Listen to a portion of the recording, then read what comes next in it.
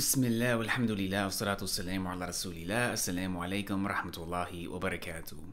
So in this video, I wanted to respond to Farid Responds. My brother in Islam, I really do love him for the sake of Allah. I appreciate and respect his work. And I actually already discussed this with him privately. But since this is a public discussion at this point, like mashallah, his video, it got over 10,000 views in its first day. I feel like it would be beneficial since he put his thoughts out there. People are thinking about it, discussing it. I wanted to add my 2 cents as well. And may Allah guide us all to the truth, guide us all to what's best to make this a beneficial discussion. Now, the video I'm referring to, it's called Dear Da'wah Channel. And in this video, he basically gives advice to the different Muslims with YouTube channels giving da'wah, and he encourages people to post a link to this video if they feel what he's saying relates to them. So somebody posted this link in my comments on my channel. So obviously some people feel like what he said applies to me, and that's another reason why I wanted to respond to it. So basically, I just wanted to highlight some of the key points that he made, mention what I agree with him about, and then also mention what I either disagree with him about or perhaps some criticism or a response basically to how I feel about what was said. The underlying message of the video was there are non-Muslims, there are atheists, Christians, and they are putting out videos, putting out content, spreading their ideology into the world, and the Muslims were not doing a good enough job responding to those doubts, combating this attack on Islam.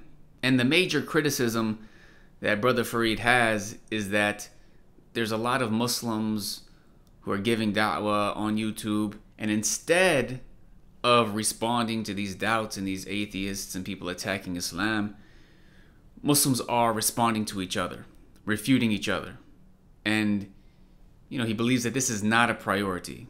And you can sense in the video that you know, he's very passionate about what he's saying, like, you know, very bothered by this behavior of the du'at online and things of that nature. So first of all, I completely agree that Muslims in general, the du'at, students of knowledge, scholars, I 100% believe that we are not doing enough.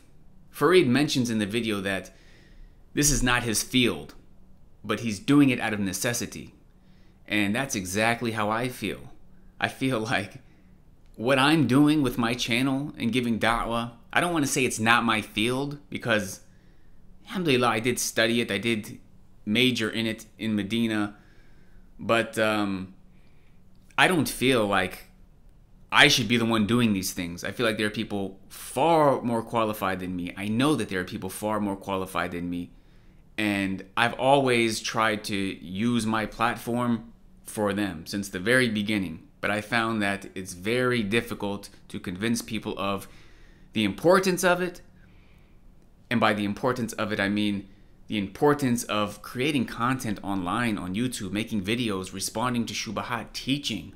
And then even if people do acknowledge the importance of it, they don't really act upon it, in that they'll acknowledge, yes, this is very important. I know it's very beneficial to do these things, but they'll have so many excuses as to why they can't do it.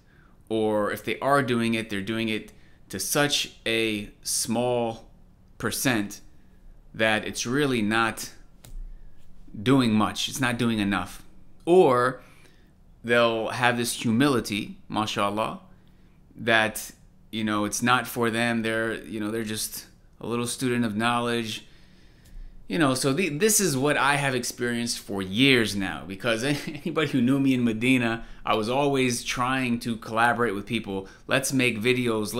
Will you come on my YouTube channel? And so many people, I mean, it's very difficult to get people to do these things. I 100% agree with that aspect of it, and I find it personally very frustrating. And I think many of us who are online giving da'wah would agree. Like, we don't think that we are the most qualified or that this is our field, but it's out of necessity.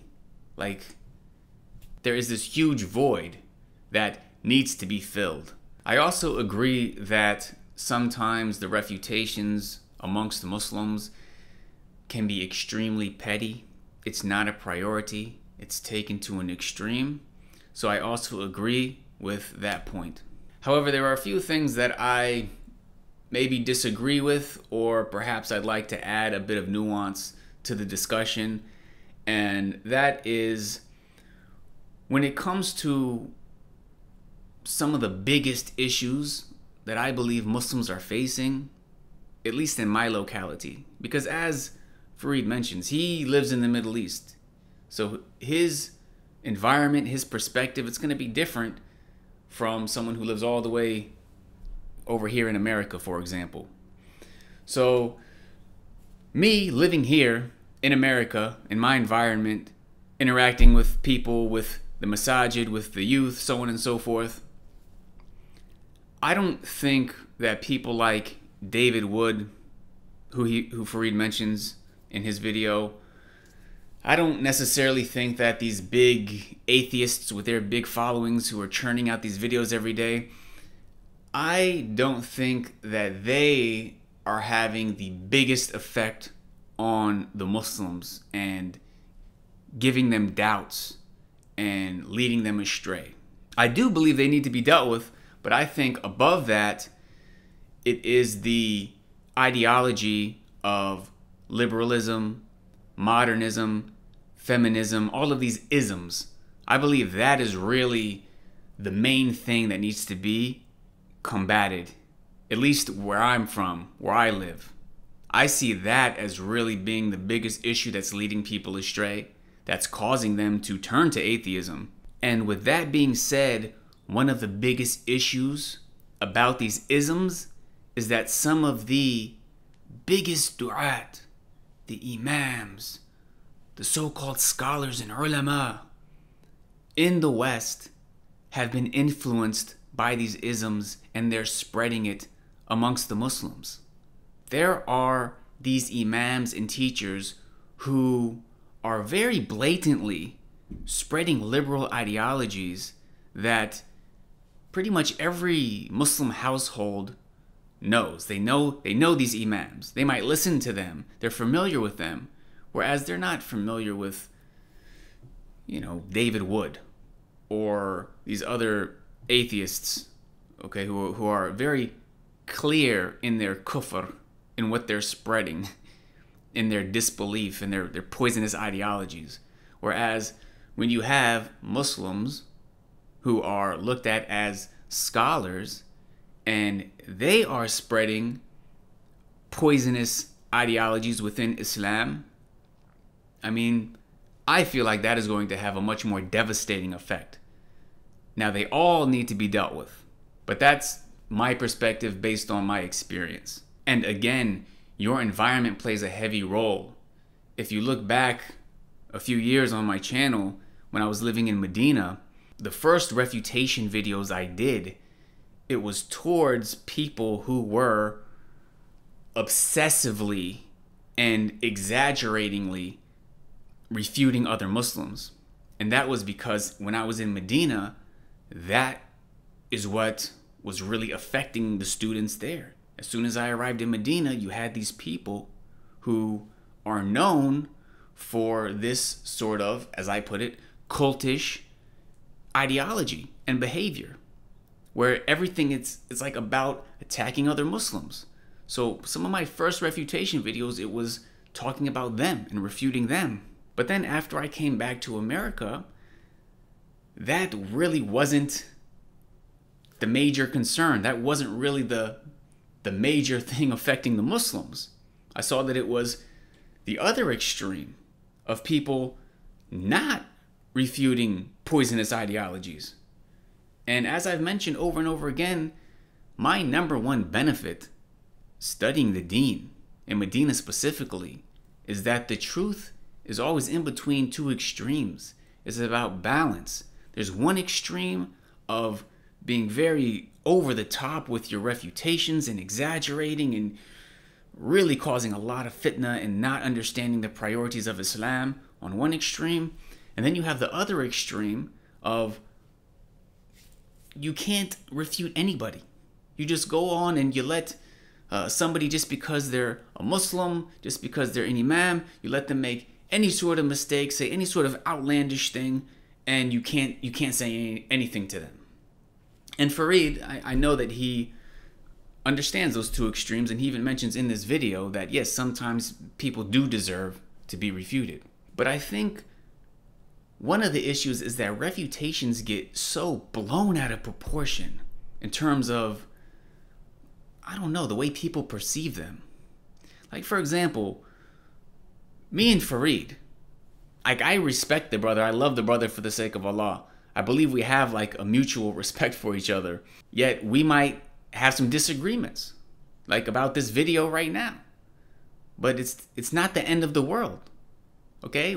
People can disagree about things. For example, if I make 5 videos refuting some of the famous Muslim imams in America, and then I make 30 videos where I am clearing up people's doubts about Islam, or I am refuting other ideologies, you'll find that people will take those 5 refutation videos and they'll get the most views and people will talk about it the most, and it'll be like, oh, that's all you do is you refute. Well, what about these other 30 videos that I did? There's just something about that confrontation, that debate, that drama that people cling to, that people obsess about and they want to talk about and they want to share and watch, which also feeds into some of the petty refutations. Some people, they want to get views, or they might just think based on the views and the responses that they get that this is something that people are interested in that needs to be dealt with. So at the end of the day, Allah knows best. May Allah guide all of us. I believe it's truly about balance. And the last thing I want to mention that I disagree with Farid regarding this video is the vagueness of it.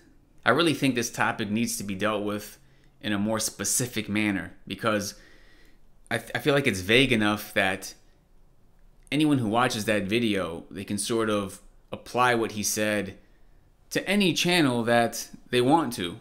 Whether it's a channel of people bickering back and forth about very insignificant things, or it's a channel that Farid might actually agree with their refutations. So I feel like we should be a bit more specific about, you know, what is inappropriate, what is appropriate. But then again, it would be very ironic, because then the video would be, you know, refuting Muslims while saying we need to stop refuting Muslims, we need to stop refuting each other. So there is that sort of hint of irony in the video, but, you know, Allah knows best. That's how I feel about it. And in closing, I want to say I really love Farid's channel. Over the years, a lot of people would post in my comments about some of the atheists who were constantly attacking Islam, spreading doubts, and I wouldn't know how to respond to them. There's only so much that we can do. As Farid said, there's a necessity. There's not enough people doing these things, putting out videos, addressing these issues. And there's only so much that we can do. But once he started putting out these videos, responding to the shubahat, responding to these lies that are being spread, it finally gave me a place to send people. You know, go to Farid Responds. He exposed this person as a complete scam artist, a liar. It's ridiculous how these shubahat that influence people are actually so ridiculous if you have the right person there to respond to it and explain it to people. And I really appreciate, you know, what Farid has done. And I've told him this personally many times.